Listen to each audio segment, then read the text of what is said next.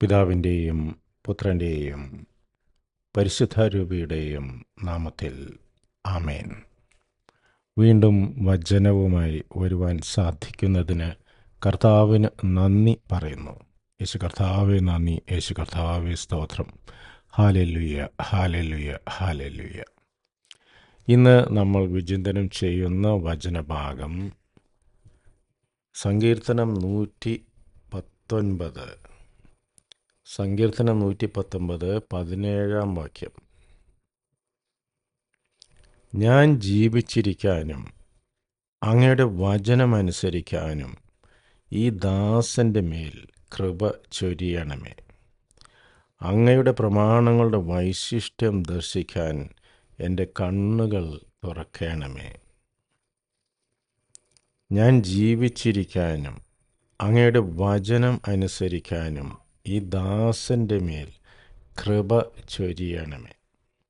അങ്ങയുടെ പ്രമാണങ്ങളുടെ വൈശിഷ്ട്യം ദർശിക്കാൻ എൻ്റെ കണ്ണുകൾ തുറക്കണമേ. ഞാൻ ജീവിച്ചിരിക്കാനും. അപ്പം എന്താണ് ജീവിച്ചിരിക്കാൻ എന്ന് പറയുന്നത്?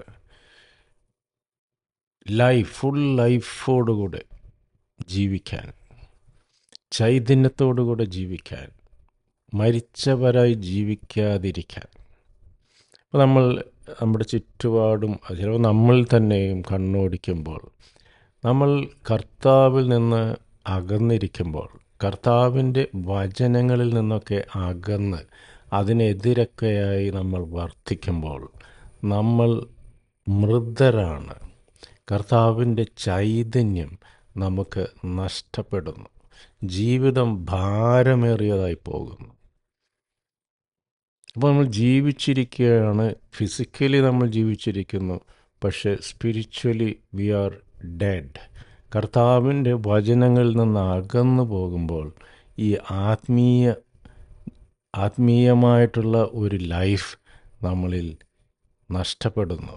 നമ്മൾ മരിച്ചവരായി ജീവിക്കുന്നു. ഞാൻ ജീവിച്ചിരിക്കാനും അങ്ങയുടെ വചനമനുസരിക്കാനും ഈ ദാസൻ്റെ മേൽ കൃപ ചൊരിയണമേ. അങ്ങയുടെ കൃപയില്ലാതെ എനിക്കിതൊന്നും സാധ്യമല്ല. അപ്പോൾ നമ്മൾ ഈ പള്ളി പോകാത്തവരെയും പ്രാർത്ഥിക്കാത്തവരെയും വചനം വായിക്കാത്തവരെയും ഒന്നും നമ്മൾ ഒരിക്കലും അവരെ കുറ്റം പറയരുത്, അവരെ കുറച്ച് കാണരുത്. അതിനു പകരം നമുക്ക് ലഭിച്ച കൃപയ്ക്ക് നമുക്ക് നന്ദി പറയാം. ആ കർത്താവിൻ്റെ കൃപയാലാണ് നമുക്ക് ഇതെല്ലാം ലഭിക്കുന്നത്. ഓരോ പ്രാവശ്യവും വിശുദ്ധ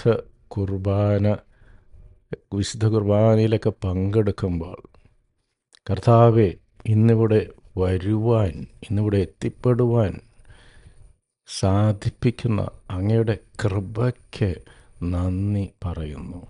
അതുപോലെ പൂർണ്ണ യോഗ്യതയോടുകൂടെ വിശുദ്ധ ബലി സ്വീകരിക്കാൻ, വിശുദ്ധ കുർബാന സ്വീകരിക്കാൻ അനുവദിക്കുന്നതിന് അങ്ങയുടെ കൃപയ്ക്ക് നന്ദി പറയുന്ന കർത്താവേ, അങ്ങയുടെ കൃപയാലല്ലാതെ ഇതൊന്നും നമുക്ക് സാധ്യമല്ല.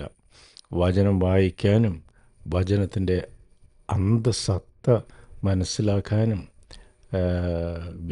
എളിമപ്പെട്ടൊക്കെ പലതും ത്യജിച്ച് ക്രിസ്തുവിന് ഒന്നാം സ്ഥാനം കൊടുത്തുകൊണ്ട് അനുദിനം വിശുദ്ധ ബലിയിലൊക്കെ വിശുദ്ധ കുർബാനയിൽ പങ്കെടുക്കുവാനും, അതുപോലെ നിർമ്മലമായ ഒരു മനസ്സാക്ഷി സൂക്ഷിക്കുവാനും, അപ്രകാരം പൂർണ്ണ യോഗ്യതയോടുകൂടെ വിശുദ്ധ കുർബാന സ്വീകരിക്കാനും ഒക്കെ നമുക്ക് കർത്താവിൻ്റെ കൃപ ആവശ്യമാണ്. അപ്പം ഇത് വളരെ ഇമ്പോർട്ടൻ്റ് ആണ്. അപ്പോൾ എനിക്കൊരു ദിവസം എൻ്റെ ചിലപ്പോൾ ചിന്തകൾ, നമ്മളിങ്ങനെ കർത്താവിനെ പ്രീതിപ്പെടുത്തി പള്ളിയിലൊക്കെ പോയി കർത്താവിനെ പ്രീതിപ്പെടുത്തി കഴിയുമ്പോൾ കർത്താവിന് സന്തോഷമാകും. കർത്താവ് ഞാനിതാ വരുന്നു എന്നൊക്കെയുള്ളൊരു ചിന്ത. അപ്പോൾ ഒരു ദിവസം കർത്താവ് എനിക്ക് തോന്നിപ്പിക്കുകയാണ്, ദൈവത്തിന് നിന്നെ കൊണ്ടാണോ ആവശ്യം, അതോ നിനക്ക് വെറും സൃഷ്ടിയായ നിനക്ക് സൃഷ്ടാവിനെ കൊണ്ടാണോ ആവശ്യം? അതെ, നമുക്കെല്ലാം നമ്മുടെ സൃഷ്ടാവിനെ കൊണ്ടാണ് ആവശ്യം. സൃഷ്ടാവിൻ്റെ കൃപയിൽ നിൽക്കാതെ നമുക്ക് ആ ഒരു നിറഞ്ഞ ജീവിതം, ഒരു ഫുൾ ലൈഫ്, ഒരു ഫുള്ളർ ലൈഫ് നമുക്ക് ആസ്വദിക്കാൻ സാധിക്കുകയില്ല. ഞാൻ ജീവിച്ചിരിക്കാനും അങ്ങയുടെ വചനമനുസരിക്കാനും ഈ ദാസൻ്റെ മേൽ കൃപ ചൊരിയണമേ. അങ്ങയുടെ കൃപയാലാണ് ഇതെല്ലാം എനിക്ക് സാധ്യമാകുന്നത്. അങ്ങയുടെ പ്രമാണങ്ങളുടെ വൈശിഷ്ട്യം ദർശിക്കാൻ എൻ്റെ കണ്ണുകൾ തുറക്കണമേ. അങ്ങയുടെ കൃപയാൽ അങ്ങയുടെ വചനം വായിക്കുമ്പോൾ അവയുടെ വൈശിഷ്ട്യം ഇന്നത്തെ ലോകത്തെ സമാധാനത്തോടെയും സന്തോഷത്തോടെയും കൂടെയൊക്കെ, അതുപോലെ എന്തൊക്കെ പ്രതിസന്ധികൾ വന്നാലും അതിനെയൊക്കെ തരണം ചെയ്യുവാനുള്ള ഒരു ധൈര്യമൊക്കെ നൽകുന്ന അങ്ങയുടെ വചനങ്ങളുടെ വൈശിഷ്ട്യം ദർശിക്കാൻ എൻ്റെ കണ്ണുകൾ തുറക്കണമേ. ദൈവമേ, ഇതിനുള്ള കൃപ ഞങ്ങൾക്ക് എല്ലാവർക്കും നൽകി അനുഗ്രഹിക്കണമേ. ഇതിനുള്ള എളിമ, ഞാൻ അങ്ങയിൽ ആശ്രയിക്കുന്നു. അങ്ങേ കൂടാതെ എനിക്കൊന്നും സാധ്യമല്ല. എനിക്ക് അങ്ങ് മാത്രം മതി.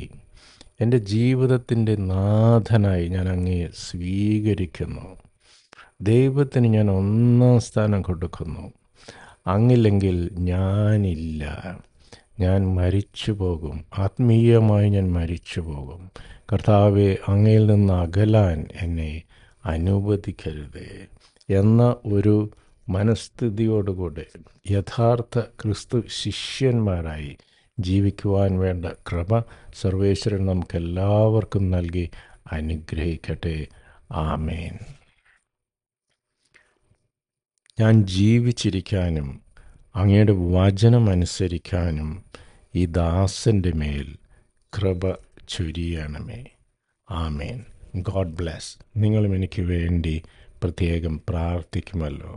ആമേൻ.